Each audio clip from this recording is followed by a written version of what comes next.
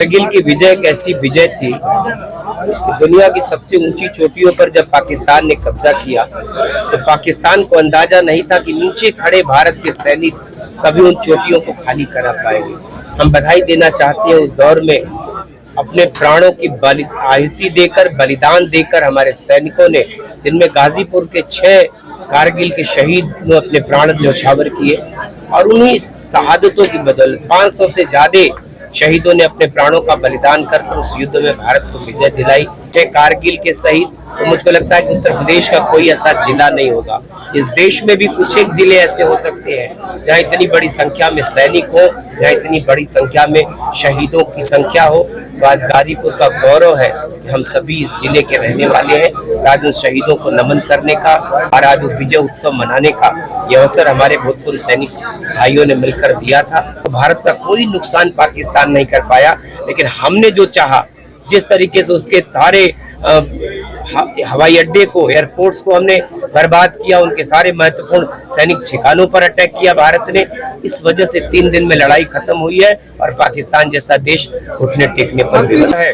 बदला हुआ उत्तर प्रदेश है, मोदी जी का भारत और योगी जी का उत्तर प्रदेश अब दुनिया के सामने एक ऐसी नजीर प्रस्तुत कर रहा है कि अब कोई हिमाकत नहीं करता, कोई। भूतपूर्व सैनिक संगठन द्वारा कारगिल विजय दिवस का कार्यक्रम गाजीपुर के जिला परिषद हॉल में किया गया। इस मौके पर कारगिल शहीद के साथ ही जनपद के शहीदों के परिजनों को भी सम्मानित किया गया। कार्यक्रम के मुख्य अतिथि उत्तर प्रदेश सरकार के आयुष राज्य मंत्री दयाशंकर मिश्र उर्फ दयालु और विशिष्ट अतिथि भाजपा एमएलसी विशाल सिंह चंचल रहे। मंत्री ने कहा कि कारगिल की विजय ऐसी विजय थी जब कारगिल की सबसे ऊंची चोटी पर पाकिस्तान ने कब्जा कर लिया था और अंदेशा नहीं था कि भारत के सैनिक उस चोटी को खाली करा पाएंगे, लेकिन आहुति देकर हमारे देश के वीर सैनिकों ने कारगिल को खाली कराया। उस समय के युद्ध में गाजीपुर के 6 वीर शहीदों ने अपनी शहादत दी। कारगिल युद्ध 2 महीने चला, लेकिन ऑपरेशन सिंदूर मात्र 3 दिनों में ही पाकिस्तान ने घुटने टेक दिए और ट्रंप को युद्ध विराम की घोषणा भी करनी पड़ी। उन्होंने कहा कि उस वक्त हमारे पास ड्रोन नहीं हुआ करते थे, उस वक्त ब्रह्मोस, तेजस जैसी मिसाइलें नहीं थीं, कल्पना करना भी मुश्किल था। पाकिस्तान की तरफ से जितने भी ड्रोन से हमले हुए वह कोई नुकसान नहीं कर पाए। उत्तर प्रदेश, ये वही उत्तर प्रदेश है जहां बम कट्टों और असलहों के लिए जाना जाता था, लेकिन अब ब्रह्मोस तक के लिए जाना जाता है। इस मौके पर उन्होंने बिहार में मतदाता परीक्षण SIR को लेकर कहा कि विपक्ष के पास कोई मुद्दा नहीं है, विपक्ष अब सिर्फ अपने वजूद के लिए लड़ रहा है और बंद कमरे से फेसबुक, इंस्टाग्राम चला रहा है। विपक्ष ने एयर स्ट्राइक, ऑपरेशन सिंदूर तक की आलोचना की।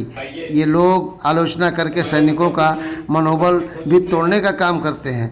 शिवपाल यादव के बयान पर उन्होंने कहा कि उन लोगों ने शगुफा छोड़ कि संविधान बदल देंगे, आरक्षण खत्म कर देंगे, लेकिन देश देख रहा है कि कौन क्या कर रहा है। संविधान भारत की आत्मा है और उसी से देश चल रहा है। जब शिवपाल जी की सत्ता थी तो उनके दर्जनों मंत्री जेल में रहा करते थे, न जाने कितने विधायकों की विधायकी चली गई।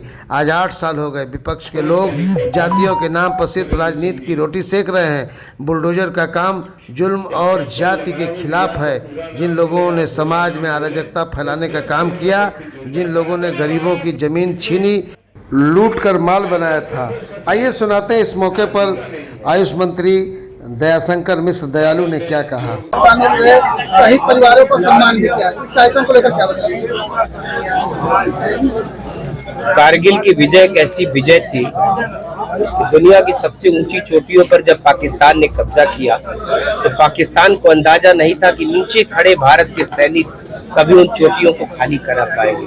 हम बधाई देना चाहते हैं उस दौर में अपने प्राणों की आहुति देकर, बलिदान देकर हमारे सैनिकों ने, जिनमें गाजीपुर के 6 कारगिल के शहीद ने अपने प्राण न्यौछावर किए और उन्हीं शहादतों की बदौलत 500 से ज्यादा शहीदों ने अपने प्राणों का बलिदान कर उस युद्ध में भारत को विजय दिलाई।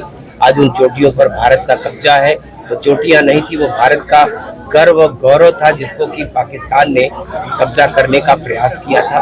और उसी उपलक्ष्य में आज गाजीपुर जिला इस उत्तर प्रदेश का तो सर्वाधिक संख्या के लिहाज से 35,000 से ज्यादा सैनिकों का परिवार और 129-30 शहीद अब तक गाजीपुर से हुए हैं, 6 कारगिल के शहीद। तो मुझको लगता है कि उत्तर प्रदेश का कोई ऐसा जिला नहीं होगा, इस देश में भी कुछ एक जिले ऐसे हो सकते हैं जहाँ इतनी बड़ी संख्या में सैनिक हो, जहाँ इतनी बड़ी संख्या में शहीदों की संख्या हो। तो आज गाजीपुर का गौरव है कि हम सभी इस जिले के रहने वाले हैं। आज उन शहीदों को नमन करने का और आज विजय उत्सव मनाने का ये अवसर हमारे भूतपूर्व सैनिक भाइयों ने मिलकर दिया था।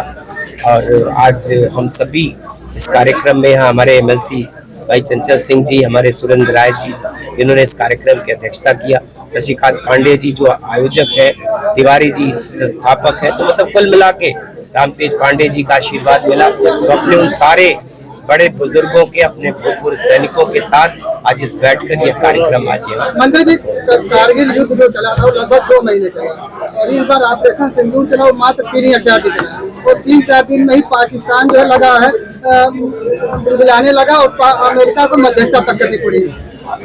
देखिए, पाकिस्तान को घुटने टिकाने का कारण था हमारे पास ड्रोन नहीं होते थे किसी दौर में। हम यहाँ तक कि हमारे पास ब्रह्मोस जैसी मिसाइल है, फाइटर जैसा, तेजस जैसा फाइटर प्लेन भारत का स्वदेशी फाइटर प्लेन है।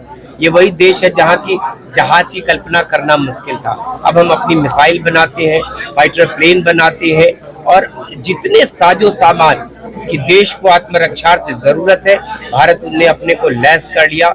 और आपने देखा कि किसी भी जितने ड्रोन अटैक हुए उस तरफ से, पाकिस्तान की तरफ से, वो भारत का कोई नुकसान नहीं कर पाए। हमने उनको रास्ते में ही, चाहे मिसाइलें आई हो, चाहे उनके ड्रोन आए हो, हमने रास्ते में ही सबको खत्म कर दिया। तो भारत का कोई नुकसान पाकिस्तान नहीं कर पाया। लेकिन हमने जो चाहा, जिस तरीके से उसके सारे हवाई अड्डे को, एयरपोर्ट्स को हमने बर्बाद किया, उनके सारे महत्वपूर्ण सैनिक ठिकानों पर अटैक किया भारत ने। इस वजह से 3 दिन में लड़ाई खत्म हुई है और पाकिस्तान जैसा देश घुटने टेकने पर विवश है। ब्रह्मोस मिसाइल लखनऊ जैसे शहर में बनने लगी है, यूपी में रक्षा क्षेत्र, तो क्या उपलब्धियां हैं भारत सरकार की? उत्तर प्रदेश में डिफेंस के 2 कॉरिडोर है, बुंदेलखंड कॉरिडोर और लखनऊ में ब्रह्मोस बनती है। ये वही उत्तर प्रदेश है जहां कभी बम बारूद के लिए, कट्टों के लिए उत्तर प्रदेश के जिले जाने जाते थे। लेकिन गौरव है, बदला हुआ उत्तर प्रदेश है। मोदी जी का भारत और योगी जी का उत्तर प्रदेश अब दुनिया के सामने कैसी नजीर प्रस्तुत कर रहा है या कोई हिमाकत नहीं करता कोई। SIR स्पेशल इंटेंसिव रिपोर्ट बड़े घमासान बचा हुआ है, क्या कहें? देखिए, विपक्ष के पास कोई मुद्दा नहीं बचा। विपक्ष अपने वजूद के लिए लड़ रहा है। विपक्ष बैठ के आज विपक्ष के नेताओं की आप स्थिति जान लीजिए कि बंद कमरे से ट्वीट करना, इंस्टाग्राम पर पोस्ट करना और अखबार लिखता है कि तंज कसा।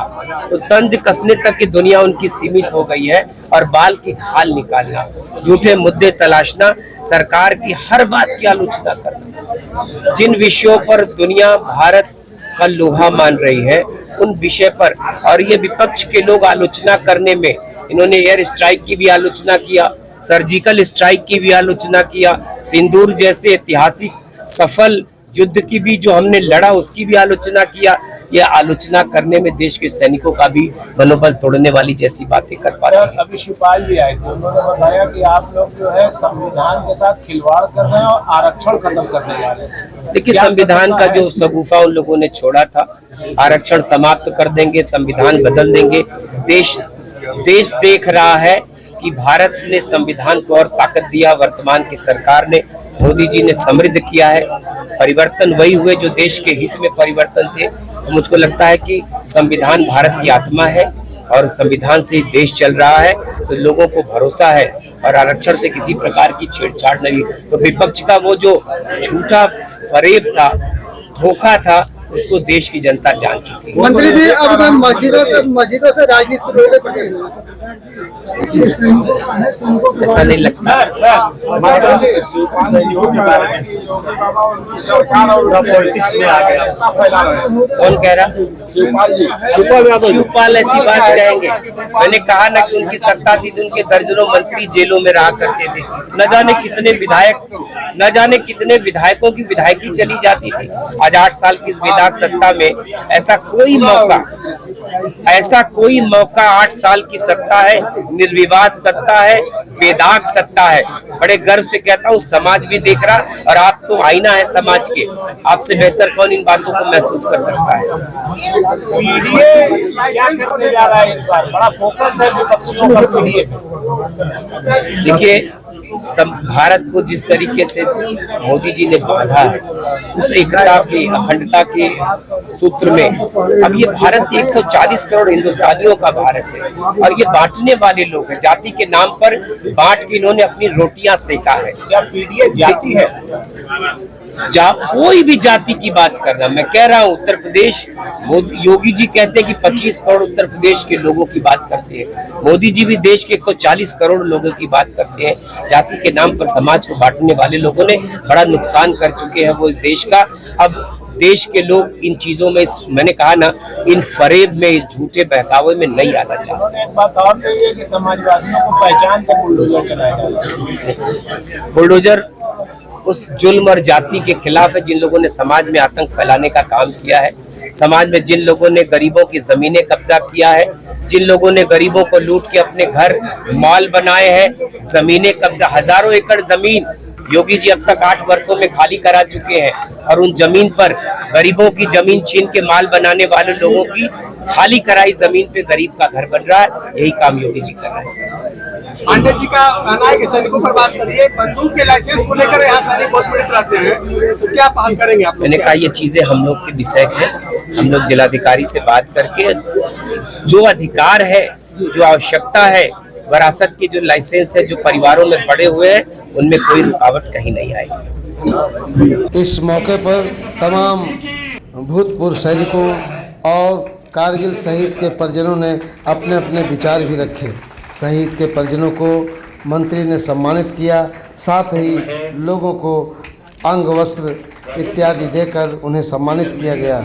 इस सम्मान समारोह में जो कारगिल शहीद हुए हैं उनके परिजन अपने आप को गौरवान्वित महसूस कर रहे हैं और राष्ट्रभक्ति की अलग जगा रहे हैं। टीम न्यूज़ टुडे 24 बने रहें ऐसी ताज़ा तरीन खबरों के लिए। नमस्कार।